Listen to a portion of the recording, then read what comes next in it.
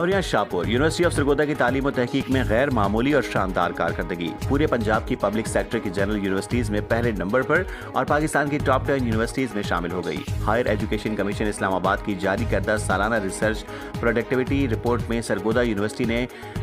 बराए साल 2024-25 में ये संग मील अबूर कर लिया। हायर एजुकेशन कमीशन इस्लामाबाद की इस साल जारी करदा रिपोर्ट में सरगोदा यूनिवर्सिटी ने गैर मामूली कारकर्दगी दिखाई और गुज़िश्ता 2 साल अरसे में 135% इजाफे के साथ पूरे पंजाब में मजमूई तौर पर तीसरे नंबर पर, जबकि पाकिस्तान भर में 9वें नंबर पर आ गई। इस शानदार कारकर्दगी पर vice chancellor university of Sargodha professor doctor Qaiser Abbas ने यूनिवर्सिटी असातिज़ा, इंतजामी अफसरान और बिलखसूस यूनिवर्सिटी के शोबाए औरक को दिली मुबारकबाद दी और खराज तहसीन पेश किया और नेक ख्वाहिशात का इजहार करते हुए कहा कि यूनिवर्सिटी ऑफ सरगोदा का मुल्क भर में टॉप 10 पोजीशन पर आना और पब्लिक सेक्टर यूनिवर्सिटीज में पंजाब में तीसरे नंबर पर आना एक बहुत बड़ी और अजीम कामयाबी है।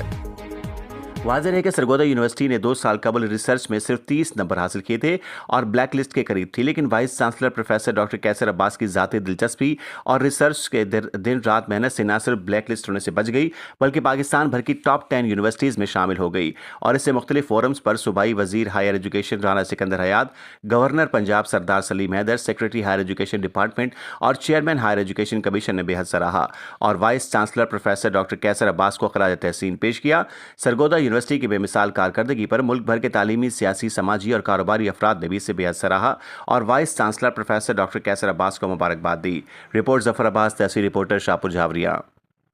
न्यूज स्टूडियो से फिलहाल इतना ही। मजीद अपडेट्स जानने के लिए देखते रहें Al Jazeera international news. Stay tuned with us.